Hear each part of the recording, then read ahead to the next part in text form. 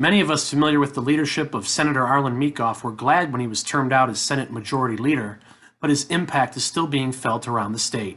This is cronyism in the Capitol.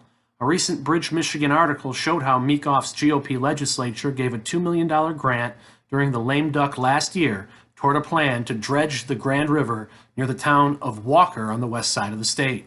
The locals didn't have a say in it, but a top Republican donor, West Michigan developer Dan Hibma, who is married to failed Senate candidate Terry Lynn Land, stands to make millions off of undeveloped riverfront property that he owns in the area. And whose lobbying firm joined the project as supposedly unpaid advisors? None other than now former Senator Arlan Meekhof. That's pure Michigan GOP right there. This follows news of a similar scheme conducted by Meekhof to help another prominent GOP donor, former state GOP chairman Bobby Shostak. Meekhof took credit publicly for a $10 million grant to give Salem Township water and sewer lines, according to another Bridge, Michigan report. It just so happens that Shostak Brothers and Company, Incorporated, owns 560 acres of land in Salem Township where they hope to develop commercial real estate. The total of these grants given to benefit Shostak was a total of $20 million. Once again, this was done against the will of the local authorities. Because of Michigan Republican leadership, the politically connected rich get richer, backstopped by taxpayer dollars, and you have absolutely no say in it.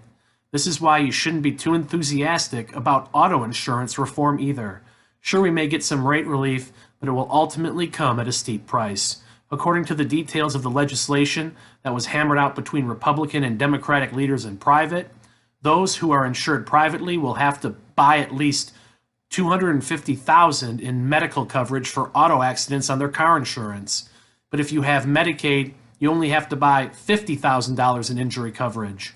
So that is essentially a $200,000 per car accident taxpayer subsidy for those who are already on the dole. This will swell the cost of Medicaid, and how do you think it will ultimately be paid for?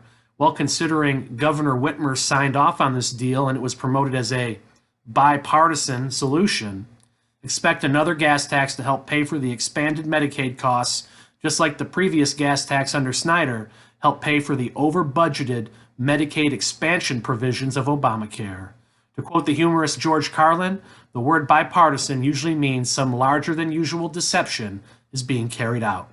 I'll be back in 2 weeks with another report. This is Shane Trejo signing out for Cronyism in the Capitol.